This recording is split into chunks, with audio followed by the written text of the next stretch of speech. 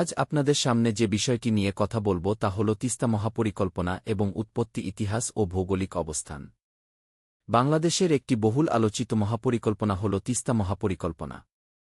এই প্রকল্পের উদ্দেশ্য হল উত্তরাঞ্চলের বন্যা নিয়ন্ত্রণ, নদী ভাঙন রোধ, নদীপথের নাব্যতা বৃদ্ধি এবং কৃষি সেচ ব্যবস্থার টেকসই সমাধান করা, যা দেশের উত্তরাঞ্চলের কোটি কোটি মানুষের দারিদ্র্য দূরীকরণে ইতিবাচক ভূমিকা রাখবে। চীন ও বাংলাদেশ সরকার এই প্রকল্প বাস্তবায়নের জন্য কাজ করছে এবং ২০২৬ সালের জানুয়ারিতে এই প্রকল্পের কাজ শুরু হতে পারে। এর পাশাপাশি বাংলাদেশের পর্যটন খাতের উন্নয়নেও একটি মহাপরিকল্পনা গ্রহণ করা হয়েছিল, কিন্তু দীর্ঘসূত্রতা, প্রশাসনিক জটিলতা এবং অন্যান্য কারণে তা এখনও বাস্তবায়িত হয়নি। তিস্তা মহাপরিকল্পনা উদ্দেশ্য: তিস্তা নদীর পানি ব্যবস্থাপনা, বন্যা নিয়ন্ত্রণ, নদী ভাঙন রোধ ও সেচ ব্যবস্থার উন্নতি করে উত্তরাঞ্চলের অর্থনৈতিক ও সামাজিক উন্নয়ন করা। বাস্তবায়ন: বাংলাদেশ ও চীন সরকার যৌথভাবে এই প্রকল্প বাস্তবায়নের জন্য কাজ করছে।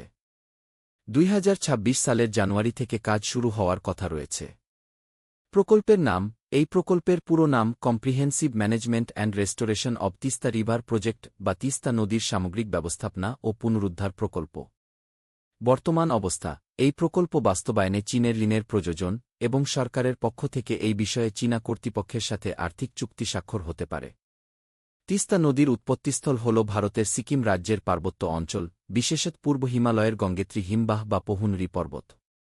নদীটি ভারতের পশ্চিমবঙ্গ ও সিকিম রাজ্যের মধ্য দিয়ে প্রবাহিত হয়ে বাংলাদেশে প্রবেশ করে। তিস্তা নদী বাংলাদেশ ভারতের একটি আন্তঃসীমান্ত নদী। এটি ভারতের সিকিম ও পশ্চিমবঙ্গ রাজ্য ও বাংলাদেশের মধ্যে দিয়ে প্রবাহিত একটি নদী।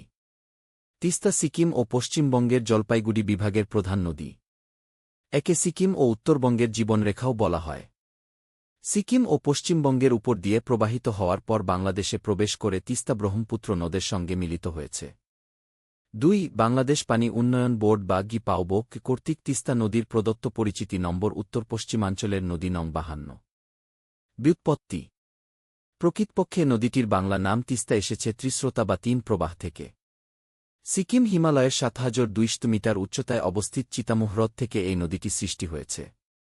এটি দার্জিলিংয়ে অবস্থিত শিভোগ গোলা নামে পরিচিত একটি গিরিসংকটের মধ্য দিয়ে প্রবাহিত হয়েছে। দার্জিলিং পার্বত্য অঞ্চলে তিস্তা একটি বন্য নদী এবং এর উপত্যকা ঘনবনে আচ্ছাদিত। পার্বত্য এলাকায় এর নিষ্কাশন এলাকার পরিমাণ মাত্র ১২,৫০০ বর্গ কিলোমিটার। পার্বত্য এলাকা থেকে প্রথমে প্রবাহটি দার্জিলিং সমভূমিতে নেমে আসে এবং পরে পশ্চিমবঙ্গের, ভারত, জলপাইগুড়ি জেলাতে প্রবেশ করে। নদীটি নীলফামারী জেলার কালীগঞ্জ সীমান্ত এলাকা দিয়ে বাংলাদেশে প্রবেশ করেছে। প্রিয় দর্শকবৃন্দ, আজকের আয়োজনে এ পর্যন্তই ছিল। আশা করি আপনাদের ভালো লেগেছে।